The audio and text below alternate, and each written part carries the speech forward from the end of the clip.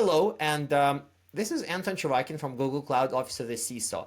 And the topic of our conversation today is going to be really strange. Is cloud weird? Now, for a lot of you, it sounds like maybe it's 2014, we're just experimenting with cloud, but I assure you there are plenty of organizations who are pondering this very question. Is cloud weird? Today, we're going to focus, given limited time, on two things: cloud threat detection and cloud vulnerability management. So, on a side from my main job at Office of the CISO at Google Cloud, I also run a podcast, a cloud security podcast. And on that podcast, there's nothing we hate more when people who show up and say, cloud is just somebody else's computer. The point is that cloud is not just somebody else's computer. Cloud has too many differences. The cloud native features are systematically changing how IT is done in the cloud, how computers, how technology is done with cloud. And good news, cloud's more secure. I will very briefly, given the limited time, show you why I think so. And I would also highlight the key differences between the practices of vulnerability management and threat detection in the cloud. Cloud is more secure than most data centers. We say most, we don't say all, because who knows, maybe you have a data center under a Swiss mountain somewhere that is more secure. The point is that for most people, cloud is more secure.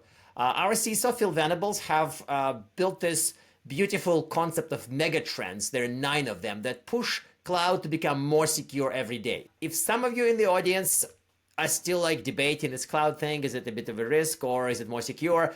I think that taking a time machine back to 2014 is good advice, but practically speaking, it is more secure. However, wait, what? Anton, you convinced us cloud is more secure. What about those breaches? What about those issues we hear about? There's a bit of a nuance to that, so let's get to a few details. Before we go into those details, and before we decide is cloud more secure, cloud threat modeling is a suspiciously or curiously hard question, as I say here. In many cases, we've done a lot of research. We have Cloud Threat Horizons by Google. We have CSA research. We have research from other firms, and they all say roughly different things. But it is a genuinely hard question, and I think there's a lot of really useful it depends in this. For many organizations, cloud is, from threat point of view, is very similar to somebody else's computer. And this is my only caveat to this otherwise negative attitude about this view. Threats in the cloud, if my cloud is just virtual machines, are probably similar. So what is actually happening? It's enough to pontificate about which cloud threats matter. But how about data? We've been collecting data about how people attack Google Cloud specifically for, at this point, 3+ years, actually much longer than that, but we've been publishing the data for about this much. And things like weak credentials, things like mixed configurations, things about API compromises have been dominating the storyline since at least 2021. So in that sense, we have data about what threats matter in the cloud, which of course would affect both the art of threat detection, obviously, and the art of vulnerability management, because threats exploit vulnerabilities. That is pretty obvious. What do threat actors do? There's a lot of good stuff in our Threat Horizons reports that are sourced from various teams at Google, but the attackers who show up do things. Some of them go elsewhere in the cloud. Some of them go on-prem. We've seen examples of compromises where attackers show up in cloud environment because for some reason they found it to be easier to break into, and then they go on-prem. We also saw the opposite cases where somebody compromises an employee workstation and then goes to move stuff, copy stuff from cloud environments. And this is interesting. A lot of fun stuff is going on. Some of them, of course, do installers, they do crypto mining, they do other things. So this part is quite fascinating. Crypto miners show up quite a bit in this case. But again, how does it combine with cloud is secure versus cloud is being compromised by those attackers? When you ask my former employer, whose fault is it? Gartner would be very clear in their answer. That is your fault. That is it's the fault of a customer. This line that first came up, if I am right, in about 2015 in Gartner research probably by Jay Heiser, if I recall correctly. The point is that Gartner view has been, since that time, almost 10 years, that most cloud security failures would be customers' fault. This is very interesting, right? And this is a little bit, as my current colleague said, it's a little bit blamey. And yes, it is, but there's a framework for that called shared responsibility model. And a lot of people are used to simplistic view. By the way, I promise this affects My key question is cloud weird. How do we do VM? How do we thread the DNR? A lot of people who are new to cloud see pictures like I have on the right, and they say, oh yeah, shared responsibility, I know that one. Yeah, two colors. There's green color and blue color. One is cloud, one is user. And, other cloud providers may use different colors, but all their pictures look roughly the same. There's this my stuff, this your stuff. But in real life, I assure you, it is not like that. Well, yeah, it is like that. For things like hardware, hardened OS, or networking. It's very clear. It's our data center. We own the hardware. We secure hardware. Very blue, very much owned by a CSP. If you write an app, if you write an application before your morning coffee and the application has a lot of security problems and then you push it in the cloud, very clearly it's your responsibility if it gets hacked. So there are crisp and clear areas of shared responsibility where it's very much user and very much the provider. But a huge pile of other stuff is in between. That in between land is tricky. My example on the left is detection and response example. If I deploy a tool and I pay somebody else to monitor the tool, and then yet another company provides detection content, rules, algorithms, whatever else, who is responsible? CSP, customer, MDR, vendor, they're like 4 or 5 parties, and they all have fairly complicated relationship with each other. So shared responsibility is anything but two sides. It's not green and blue. There are many more angles to this, and a lot of breaches, a lot of security challenges we've briefly discussed come from that exact area, that the fact that we don't have firm lines for many domains. Now, if I were given a presentation to executives, I would have said, hey, let's have clear lines. The point is that we can't have them, to be honest. There is a lot of nuance to this. Google uses a shared fate model that implies that we can help with parts of security on your end of the shared responsibility model. We help you with stuff that for other providers would be with customers' hands. That helps quite a bit. But ultimately, there's still a lot of nuance in this. So after this lightning run through cloud security, cloud's being more secure, cloud is still being compromised, cloud threats, let's talk about 2 domains we promised. Now, let's pause for a moment. When I say vulnerability management, honestly, those of you who have been learning IT on premise, what do you think? 1, 2, 3. I bet you think of patching. I bet the first thought is either scanning or patching. Some of you think, I'm going to get my scanner, I'm going to aim it at my service, spray, get a report, look at the report and say, well, lots of vulns. Hey, IT, go fix it. And throw the report over the fence, proverbial fence. This is very 1998 when Nessus and, old scanners were born. And it's at many companies, it's 2025 as well. So it's like 20 years of progress. Still the same thing. It doesn't really work, period. It really, really doesn't work in the cloud. But before we go deeper into this one, let's bring an angle that my ex-analyst and ex-consultant brethren would call it depends.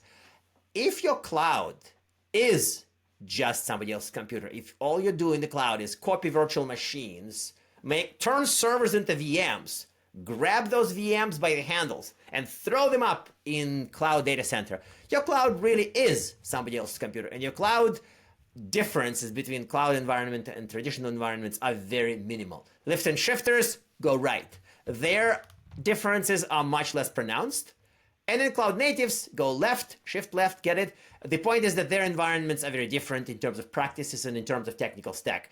There's a lot of it depends. If some of you look at my next slide and say, oh, Anton, you're wrong, in our environment it's blah, blah, blah, it's because you probably are either a hardcore cloud native or you are a very early stage lift and shifter who just copied all your machines in the cloud. That nuance matters quite a bit. So, similarities. I asked an LLM, I forgot which one, probably was Gemini, to make a visual for the slide. It was Gemini inside Google Slides. And from all the stuff on the slide, it decided to focus on the phrase "sort of works." I think that's an excellent, very astute observation by my fellow robotic mind inside Gemini. A lot of stuff sort of works. CVE for tracking vulnerabilities in the cloud sort of works. It really doesn't, frankly, but we try. Prioritization, sure, it should be risk-based. It should always be risk-based. It should be risk-based on-prem.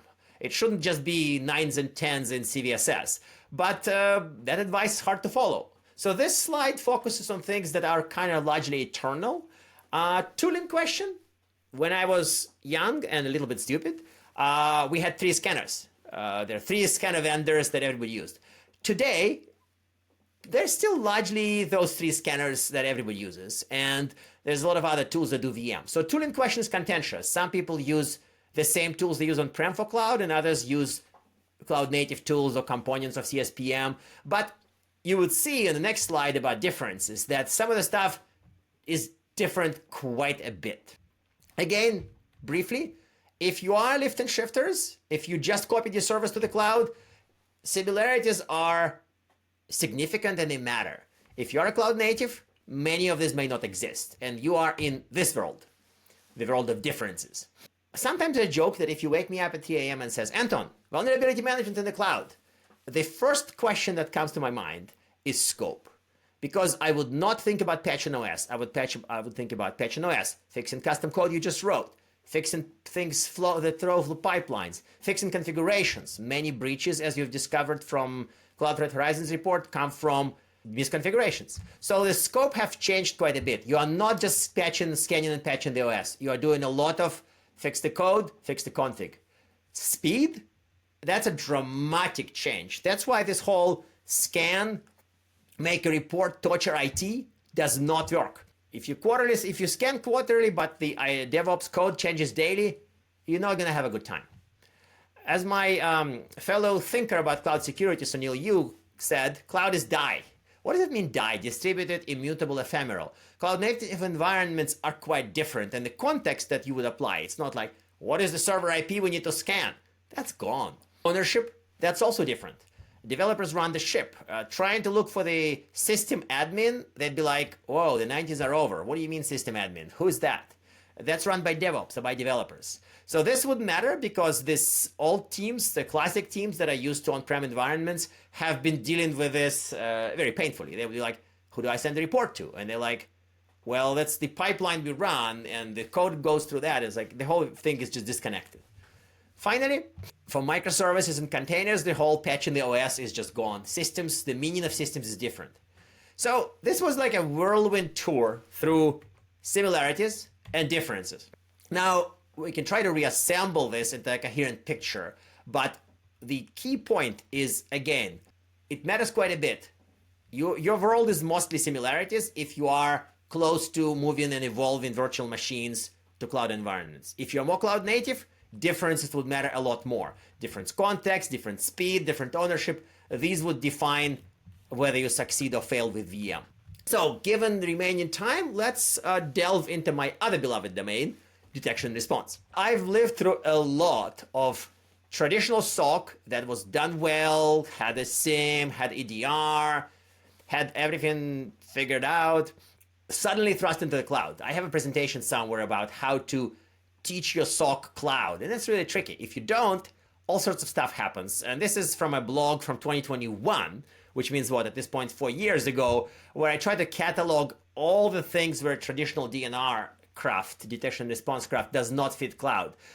Things that are very basic, licensing model for tools, even those trip people over. And I mean, they sound like they should be figured out by now. Cloud is 15 years old, but they're not. I still see a lot of people say, I want EDR in every instance. And it's like, yeah, let me start with a few things that just don't have an endpoint, don't have supported OS, don't have other things. This stuff is different. And again, cloud vulnerabilities, which is discussed, they would be different and the scope would be different. So if you say, is this attack hitting a vulnerable system? Well, depends what you mean by system. Well, it was vulnerable back then, but not now. Many other things. So this is the first thing that many DNR teams discover when they confront cloud.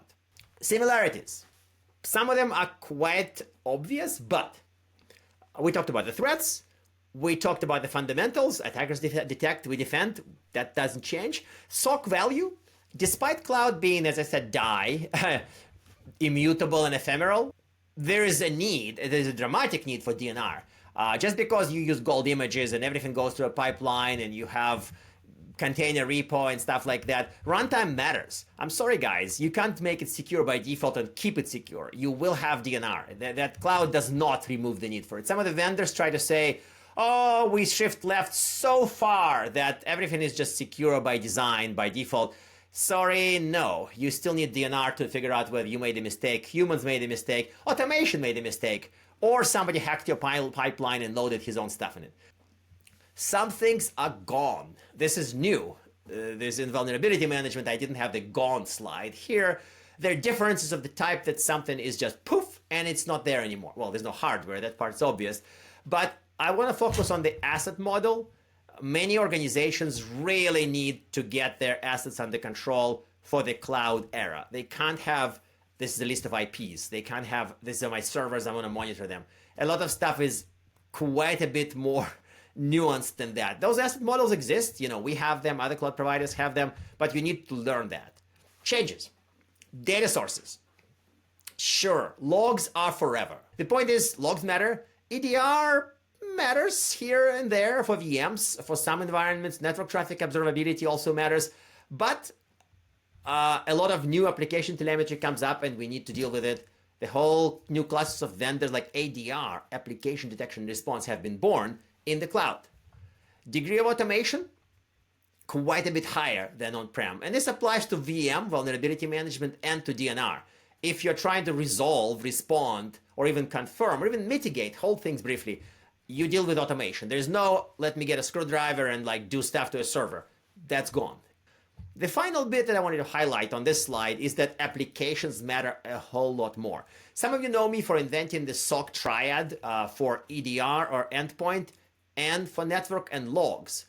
I am very close to turning my triad into a quote by adding applications. In the cloud, that matters quite a bit. It matters quite a bit for Gen AI applications because, frankly, a lot of people whose chatbots and agents were hacked, they were hacked through application issues, not because they tricked the AI brain to do something. But I digress. A lot of the differences are more different if you're cloud native, and they're less different if you just copied most of your servers into VMs and sent VMs up. I do say that, even though, again, I speak this from Bay Area, where a lot of companies are very much cloud natives, but I also realize that moving VMs to cloud is still a favorite pastime in some regions. And for them, DNR in the cloud would be more similar than different, but there will be differences. To summarize, I wanted to point out that there's a lot of it depends in this craft. If your cloud is like your data center and you are the recent lift and shifter who copied virtual machines to the cloud, the vulnerability management and detection and response change little. They still do. Asset models change, exposure to public internet changes. If you're a cloud native, your vulnerability management is completely different. If you show up and say, how do you scan, who do you send a report to, you would be looked at like you're insane. No, sorry, there's nothing of that sort. We have pipelines, we have CI/CD, we have DevOps. We don't have this scan list of IPs with a scanner every month or every quarter. So that changes completely, and the practice and the tooling changes. DNR is quite different as well. Threats may be largely the same, but assets and processes around it vary a lot. So, to succeed in the new world of cloud that is new for some, prepare for these changes, ready the tools, adjust the processes, and be ready for this new world. Because the next transformation to AI is coming as well. Thank you very much for your attention.